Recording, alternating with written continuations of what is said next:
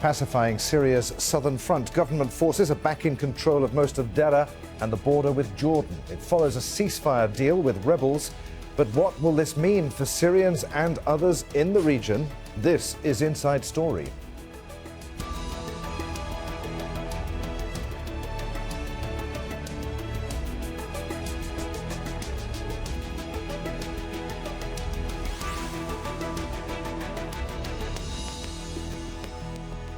Hello, welcome to the programme. I'm Adrian Finighan. After more than 7 years of war in Syria, rebel fighters have lost control of the southern province of Deraa, where the revolution began. Some rebels will hand over their heavy weapons as part of a ceasefire deal with the government. Others will be given safe passage to the rebels' last stronghold in the northern Idlib Province. Jordan and Israel are cautiously watching the developments as the Syrian army inches ever closer to their borders. And of course, the government's victory also brings big changes for the 320,000 people who fled Deraa. We'll bring our guests in just a moment, but first, Al Jazeera's Bernard Smith reports from Jordan's border with Syria. Some of the thousands of displaced Syrians who've been camped for up to 2 weeks along the Syrian-Jordan border just behind me, they started going home last night, according to the Jordanian military, not long after the ceasefire and surrender was agreed with the rebel groups here across the border in southern Syria. The Jordanians hope that the rest of those refugees in the coming hours and days will feel safe enough to go home. And one of the most important things about making them feel safe enough is security guarantees that they'll be given. That is, that the Russian military police maintain overall control of security along the border area, because many people who've been living under rebel control fear reprisals from the Syrian regime. Also important for the Jordanians is that there are no Iranian-backed Hezbollah fighters along this border side. That was one of the major Jordanian concerns. They are expecting only to see Syrians and Russian forces along this area, no involvement from the Hezbollah fighters who were part of the initial campaign to retake Deraa province. Well, let's get the thoughts of our guests. Joining us today from Amman is Lamis, who's an independent journalist and commentator on Middle East issues. From West Jerusalem, we're joined by Robbie Sable, a professor at the Hebrew University of Jerusalem. And from Beirut, Rami Khouri, a senior fellow and adjunct professor at the American University of Beirut. Welcome to you all. Rami, if we can start with you. Some context here first. To what extent does southwestern Syria's pivotal location mean that any military offensive in that region would have had stakes that transcends Syria's civil war? That's a very strategic area in terms of the relationship between Lebanon and Hezbollah and Syria and Israel and Jordan and Iran. All together, they are interested in this area, and the Russians, of course, behind the Syrian government. The Russians are trying to prevent wars regionally, but all these other actors are involved in confrontations and have been involved in wars over the years. It's a very strategic area. And the Golan itself, the border area of the Golan, has become even more important now, because historically it was southern Lebanon and northern Israel that was where fighting used to take place all the time between Hezbollah and Israel. It shifted in recent years to the Shub'a Farms area, which is in between Syria, Lebanon, and Israel and Palestine, and then it shifted now once more to the Golan Heights, and that's really a critical area that has to be addressed politically. Robbie Sable, in West Jerusalem, Russia has mediated this deal. Yes. What kind of security guarantees has it given to Israel as part of this deal? What Israel is interested in is the maintenance of the agreement we had in 1974 with Syria, which has a buffer zone where there are no Syrian military troops and a limited forces either side of the border, about 25 kilometers. In other words, what we're interested in is that be maintained and that no Hezbollah or Iranian forces be in the area. I think these are our two main strategic interests. Why, Robbie, is Israel so concerned about, I hesitate to call them this, but I'm going to say it, a ragtag bunch of Iranian-backed militia operating so close to its border? Is it just paranoia over Iran that's driving this? It's not such a ragtag bag. They're operating under the commands of the Revolutionary Guard of Iran. And where Syria has an interest in maintaining a quiet border for Syrian reasons, Iran doesn't. It has a contra-interest. It wants to stir up trouble. Therefore, we're very, very apprehensive about any Iranian presence on the Golan Heights or in Syria at all. Lamis, Andoni, the Jordanian foreign minister was in Moscow just a few days ago. What sort of guarantees would he have received concerning the Syrian border with his country? I'm not sure he has received guarantees, but I know what he's asked for. I have also to point out that until the June 23rd, Jordan and the palace, the decision makers, were under the impression that Russia and Damascus, with the support of Trump as well, have agreed to a political solution. So they were taken aback when Russia allowed the escalation. Russia was not just preventing the war, it allowed a military solution to the Deraa situation. So, but I know what they are asking for. They're asking for first that this agreement will hold, no further escalation, and support in solving the crisis of the refugees. They did ask also that pro-Iranian forces should be 15 kilometers away from the borders. This is the official position, not my own. And that the Deraa situation should be dealt with separately than the whole settlement, so that it will not, so that they will guarantee at least quiet at the borders. I don't know how many guarantees they have thought, but there's a feeling, an official feeling of great dismay, and they felt deceived by that they were not informed that there would be an escalation that they did not expect. Jordan's vehemently refused to let any more Syrians across its border. Is that just simply because Jordan can't cope with any more refugees, or is it more to do with security concerns? Is it more to do with exactly who might come across that border? I think that the initial decision to close the border was a quick, fast response to the escalation that was not expected, and to pressure all parties to go back to the table. They wanted a solution. I don't think it was well thought out of. And then there was a campaign in Jordan against yes, security concerns are there, and they want to pressure also the international community to give more aid. But it has created divisions inside the country over the refugees issues. Many Jordanians are not happy. And you know about the campaign to open the borders. And of course, the popular opinion is divided, because we have a segment of this population in Jordan that support the Syrian the Syrian regime and the Syrians, and they consider it a victory for Assad. Rami Khouri. I don't know if they will open the borders without any guarantees. I'm not sure there'll be an opening of the borders without certain guarantees from Russia. And by the way, the government, what I know, and I'm sure of, that there has been communications directly between Jordan and Damascus for the last month. So that could help. I don't know. Rami Khouri, how will Russia ensure that no violation of this peace deal takes place? And what happened to the de-escalation zone that I thought that this area was supposed to be? The de-escalation zones are kind of like the Arab-Israeli peace process. They're there on paper, but they don't really exist. They're a bit of a figment of people's imaginations.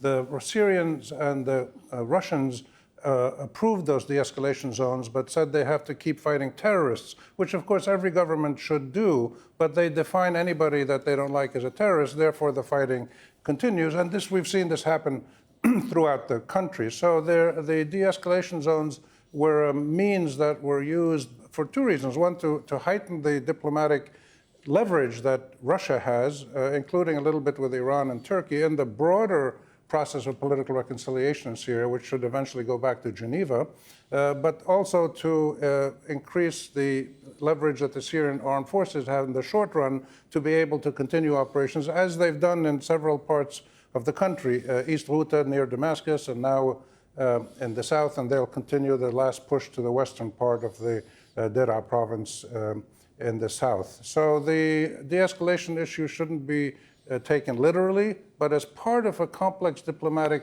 negotiation in which the Russians and the Syrian government have come out pretty much on top in the short run. The Iranians and Hezbollah and others are watching. Jordan has serious, real legitimate interests and concerns, but everybody wants to end the fighting, send the refugees back home, let them live in peace, and open up Syria again as a trading partner and transit zone. Lebanon and Jordan will both immensely benefit from reopening the borders for trade. And these are the bigger issues that people need to start looking at. But the fighting is not over. And the last point I make here is that one of the really tricky parts in this is people talk of the rebels and the government. The rebels are made up around 30 or 40 different kinds of groups. They're organized groups, they're tribal groups, they're local people. Some of the rebels negotiated agreements, local ceasefires with the government. So there's all kinds of different groups that don't agree, and that's why the rebels broadly, they failed. The Syrian, the anti-Assad army was not able to triumph, and getting a full agreement in the south means agreeing with dozens and dozens of different groups who have different interests, and we've seen that happen already. But in the long run, the government is going to triumph. Robbie Sable, as a tool of Russia's guaranteeing security in this deal, is it possible that we could see Russian forces operating in the Golan Heights, or is that a no-no? I don't think Russia is interested in having its ground forces operating, though there may be Russian military police which will help supervise the zone. There's a certain amount of joint interest between Israel and Russia in not having Iran in the area. Although Iran has helped Assad's regime, I don't think that Russia is interested in their continuing presence. And therefore, I think we will see Russian support for the Israeli position that there should be no Iranian troops if not in Syria, certainly nowhere near the border. Israel's always seemed fairly ambivalent towards Bashar al-Assad, despite the Assad regime serving the vital, strategic and security interests of Israel since 1967. How, going forward, do you think, will Israel deal with Syria politically, if as Rami says, that the Syrian government will win? What's the thinking now? Israeli government doesn't always make wise decisions, but I think one wise decision they made was not to intervene in the Syrian civil war. We provided humanitarian aid, we provided medical aid. We haven't intervened. I think we're going to continue to see this. We will not be intervening in the Syrian civil war. We will, however, maintain our security problems. That is, again, to make sure there's the 74 agreement is kept. The buffer zone will be free of any military forces. There'll be limitation of forces, and that we won't see Iranians on anywhere near Israel's border.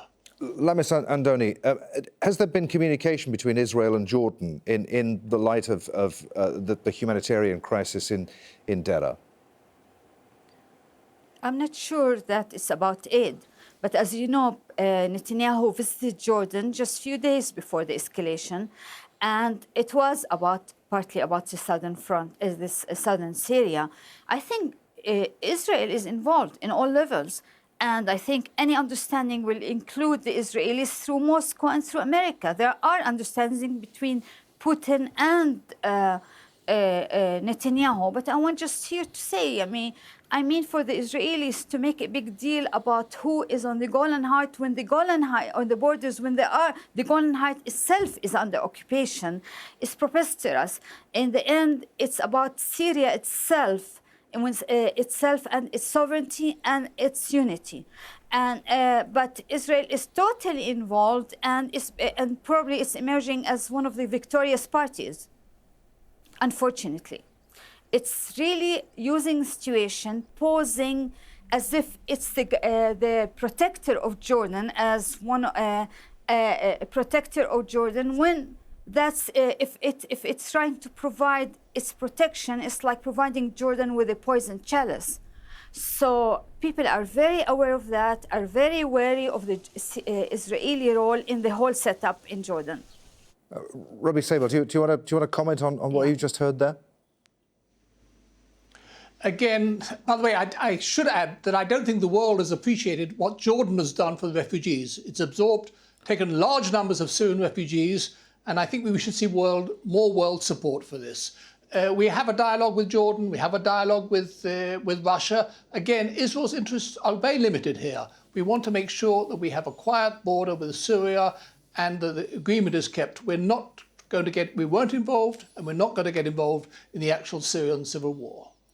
Rami Khouri in Beirut, what options now are there for President Assad in southern Syria if he tells Iranian-backed forces to leave the area as part of this deal? Where does that leave him in his relationship with Iran?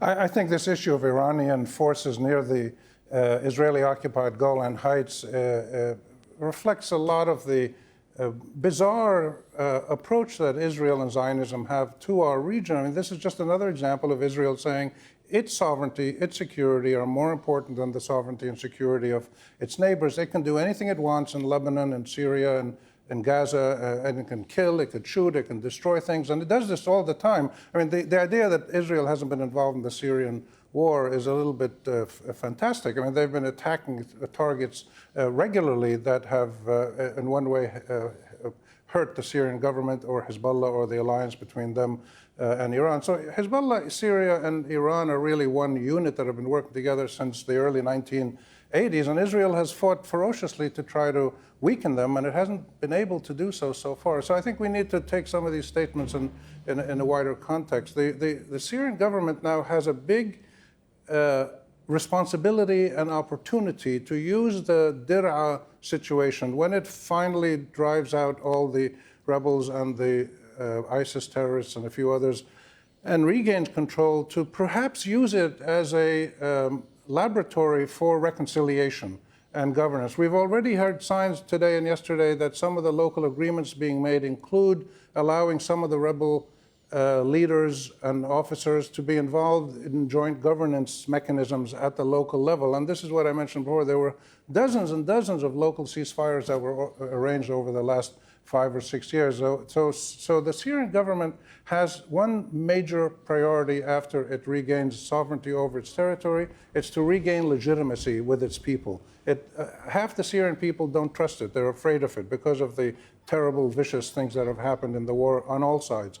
So it's got huge obstacles in regaining its legitimacy and coming up with a government system that everybody agrees on. The last point I make here is that the really most fascinating aspect of this, and it's come through in our little discussion, is the role of the Russians. I mean, PhD students of international relations around the world should be studying what Russia's been doing in the Middle East for the last 5 years in detail, because it's one of the most fascinating examples of a big power coming into the region in new ways, forging new relationships, making itself pivotal and central, talking to everybody. Russia's talking to everybody in the region, and trying to maintain a long-term strategic role for itself, which benefits its own national well-being, presumably, and its allies. So I think the Russian role is going to be there for a long time, and it'll keep evolving with Turkey, with Iran, with Saudi Arabia, and now with Jordan.